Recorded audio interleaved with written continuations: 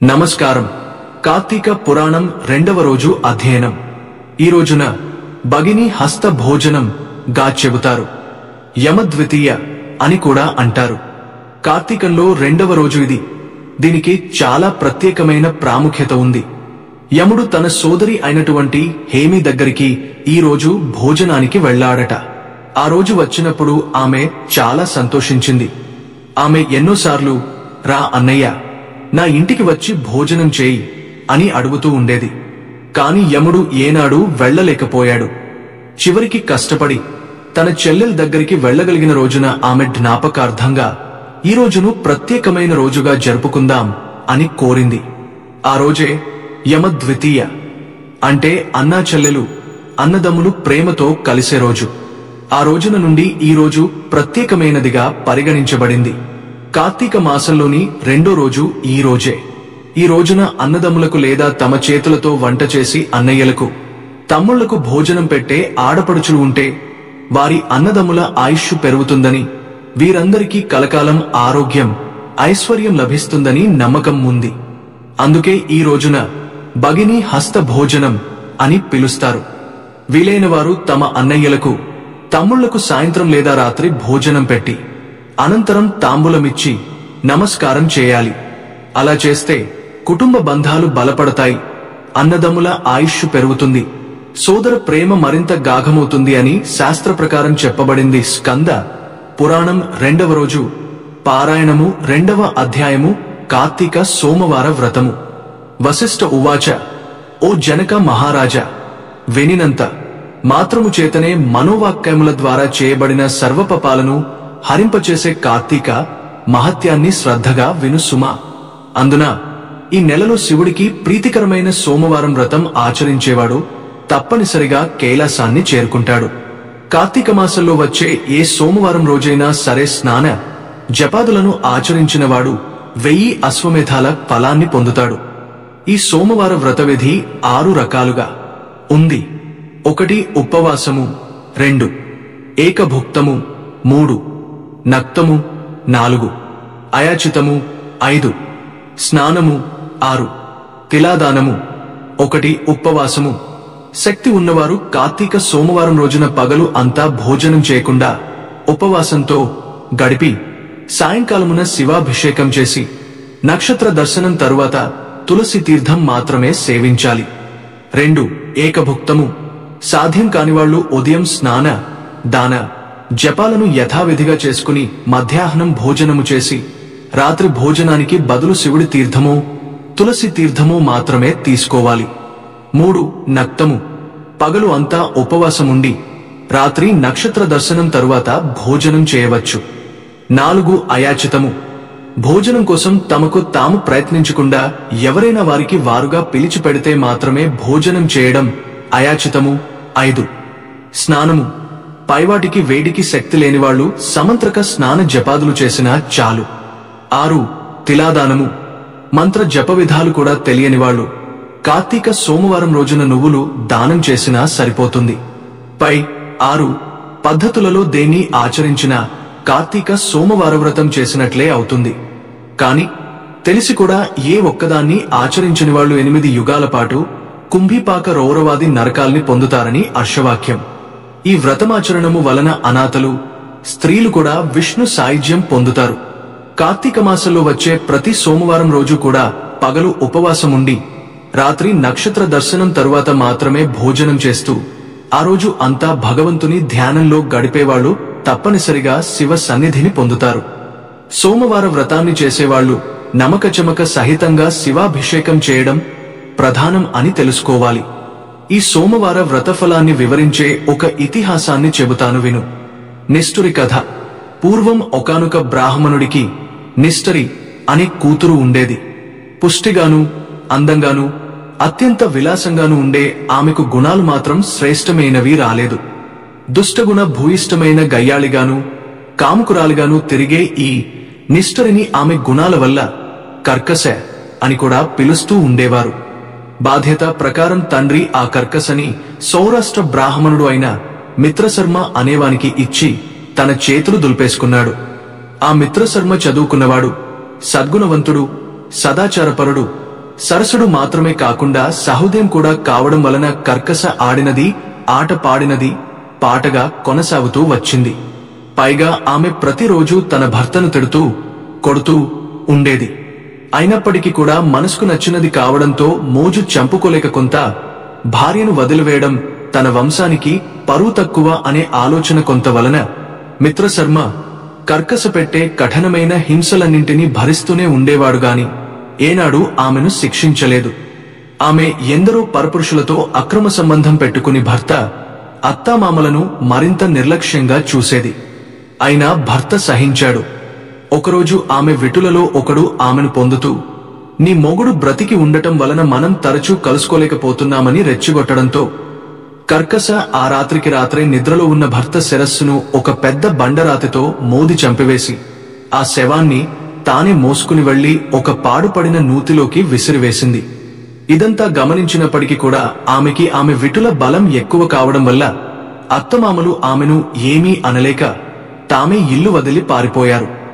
అంతటితో మరింత స్వతంత్రించిన కర్కస కన్నుమిన్ను కానని కామావేశంతో అనేక మంది పురుషులతో సంపర్కం పెట్టుకుని ఎందరో సంసార స్త్రీలను మాటలతో తమ్మిన శేఖ స్త్రీలను కూడా తన మాటలతో భ్రమింపచేసి తన విటులకు తార్చి దాని ద్వారా సొమ్ము చేసుకునేది. కాలం గడిచింది. దాని బలం తగ్గింది.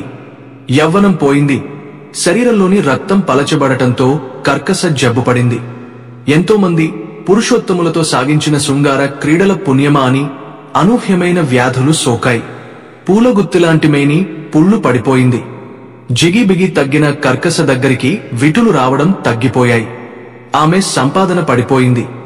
చివరికి అక్రమపతులకే కాని సుతులకు నోచుకొని ఆ నిష్టర తినడానికి తిండి, ఉండడానికి ఇంత ఇల్లు, వంటి నిండా కప్పుకోవడానికి బట్టలు కూడా కరువయ్యాయి. కొన ఊపిరితో ప్రాణలతో నడివిధనపడి మరణించింది. కర్కస శవాన్ని కాటికి మోసుకుపోయే దిక్కు కూడా లేకపోయింది. యమదూతలు ఆ జీవిని పాశబద్ధను చేసి నరకానికి తీసుకుని వెళ్లారు. యముడు ఆమెకు దుర్భరమైన శిక్షలను విధించాడు. భర్తద్రోహికి భయంకర నరకం. భర్తను విస్మరించి పరపురుషులను ఆలింగనం చేసుకున్న పాపానికి ఆమె చేత మండుతున్న ఇనుప స్తంభాలను కోగిలించుకునేలా చేశాడు. భర్త తలను బ్రద్దలు కొట్టినందుకు ముళ్లగదతో ఆమె తల చిట్లిపోయేలా కొట్టించాడు. భర్తను తిట్టినందుకు, కొట్టినందుకు, తన్నినందుకు కర్కస పాదాలను పట్టుకుని కఠినమైన శెలలపై వేసి బాధించాడు. సీసం కాచి చెవులలో పోయించాడు. కుంభీపాక నరకానికి పంపాడు. ఆమె పాపాలకుగాను ఆమె ముందు 10 తరాలవారు, తరువాత 10 తరాలవారు ఆమెతో కలిపి మొత్తం 21 తరాలవారిని కుంభీపాకంలో కుమిలిపోసాగారు. నరక అనుభవం తరువాత ఆమె 15 సార్లు భూమిపై కుక్కగా జన్మించింది. 15వ జన్మలో కళింగ దేశంలో కుక్కగా పుట్టి ఒక బ్రాహ్మణ గుహంలో ఉంటూ ఉండేది. సోమవార వ్రత ఫలంతో కుక్క కైలాసం పొందటం ఇలా ఉండగా ఒక కార్తీక సోమవారం రోజు ఆ బ్రాహ్మణుడు పగలు ఉపవాసముండి శివుడికి అభిషేకాలు మొదలైనవి నిర్వహించి నక్షత్ర దర్శనం తరువాత నక్తం తీసుకోవడానికి సిద్ధపడి ఇంటి బయట బలివి విడిచిపెట్టాడు. ఆ రోజంతా ఆహారం దొరకక ఉన్న కుక్క ప్రదోష రోజున ఆ బలి అన్నాన్ని తిన్నది. బలి భోజనం వల్ల దానికి పూర్వస్మృతి కలిగి, ఓ బ్రాహ్మణ, రక్షించు అని కుయి కుయి అని అరిచింది. దాని అరుపును విని వచ్చిన బ్రాహ్మణుడు కుక్క మాటలాడటం చూసి ఆశ్చర్యపోతూనే, ఏం తప్పు చేశావు? నిన్ను నేను ఎలా రక్షించగలను అని అడిగాడు. అందుకు ఆ కుక్క, ఓ బ్రాహ్మణుడా, పూర్వజన్మలో నేను ఒక బ్రాహ్మణ స్త్రీని కామంతో కళ్ళు మూసుకుపోయి కాముకురాలిని అయి చేయకూడని పనులు చేశాను. భర్త హత్యకు, వర్ణ సంకరానికి కారకురాలనైన పతితను. ఆ పాపాలకు అనుగుణంగా అనేక కాలం నరకంలో చిత్రహింసలు అనుభవించి ఈ భూమిపై ఇప్పటికీ 14 సార్లు కుక్కగా పుట్టాను. ఇది 15వ సారి. అటువంటిది ఇప్పుడు నాకు హఠాత్తుగా నా పూర్వజన్మలు ఎందుకు గుర్తుకు వచ్చాయో అర్థం కావడం లేదు. దయచేసి వివరించు అని కోరుకుంది. బ్రాహ్మణుడు అంతా జ్ఞానదృష్టితో తెలుసుకుని, ఓ సునకమా, ఈ కార్తీక సోమవారం రోజున ప్రదోష సమయం వరకు పస్తుతో ఉండి నేను వదిలిపెట్టిన బలి తిన్నందువల్ల నీకు ఈ పూర్వజన్మ జ్ఞానం కలిగింది అని చెప్పాడు.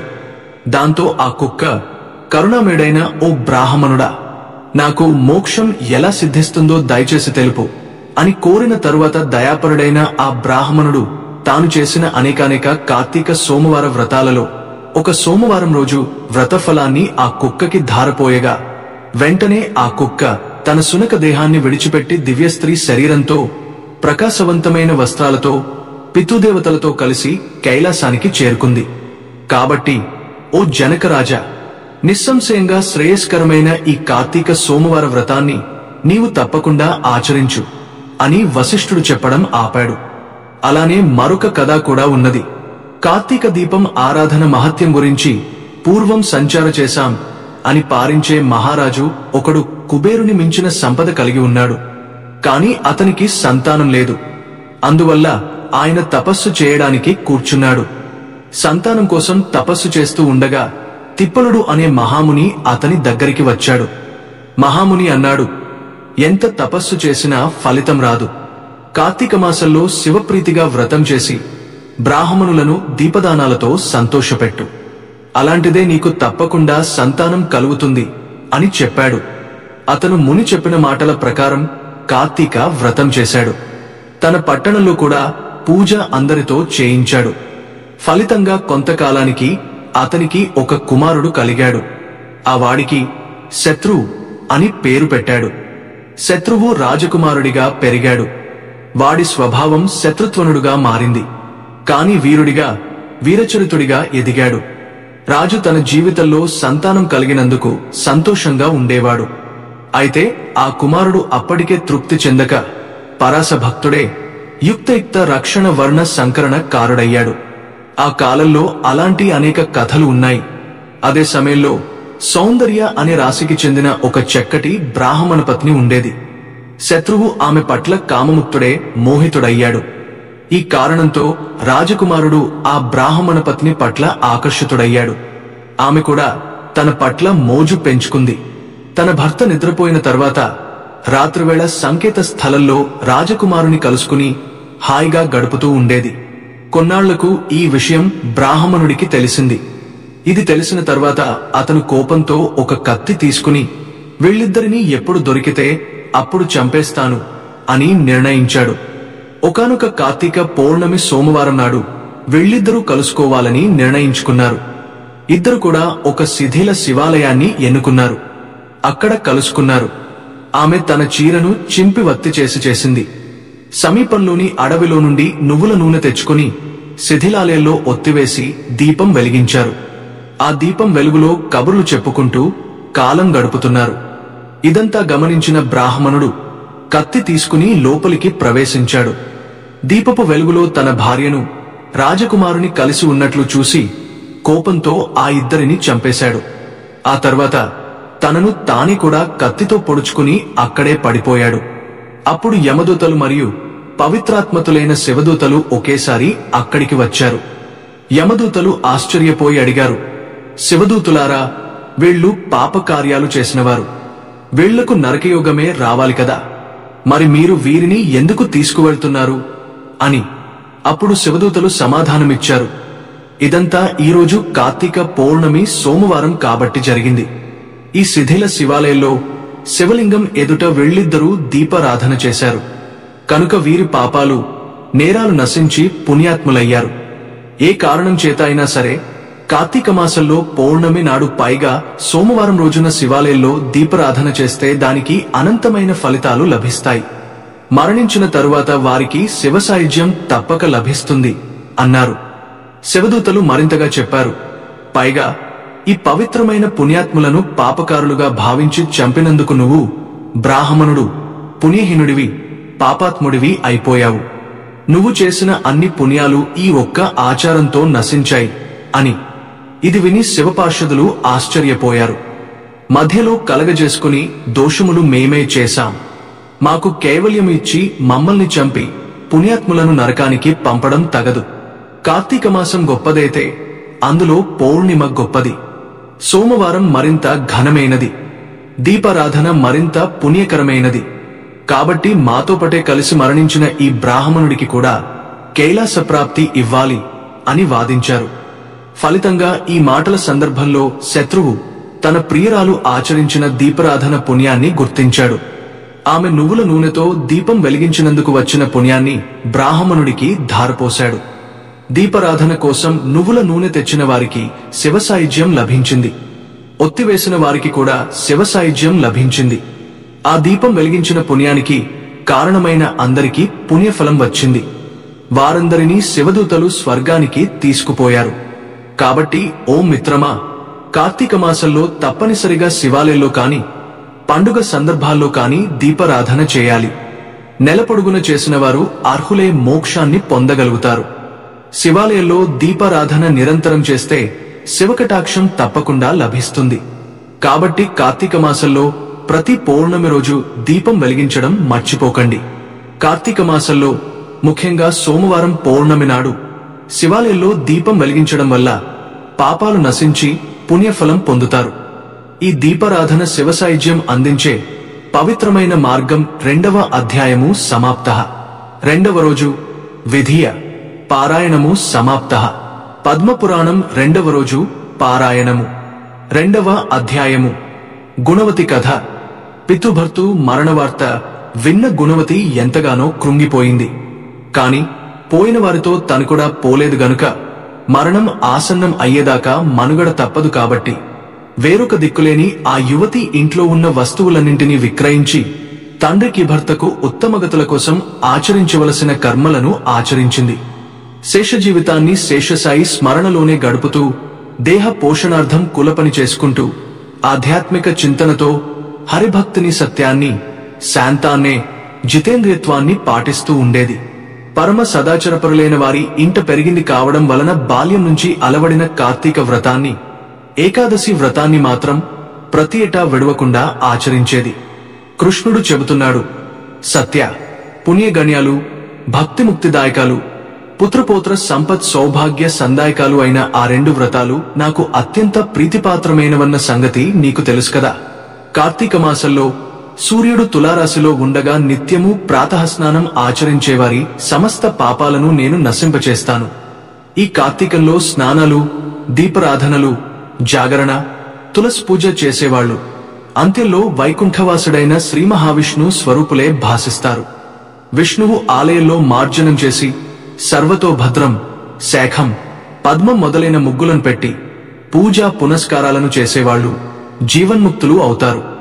ఉపయుక్త ప్రకారంగా కార్తీక మాసంలో నెల రోజులలోనూ కనీసం 3 రోజులు అయినా ఆచరించిన వాళ్లు దేవతల చేత కూడా నమస్కరించదగానవాళ్లు అవుతున్నారు.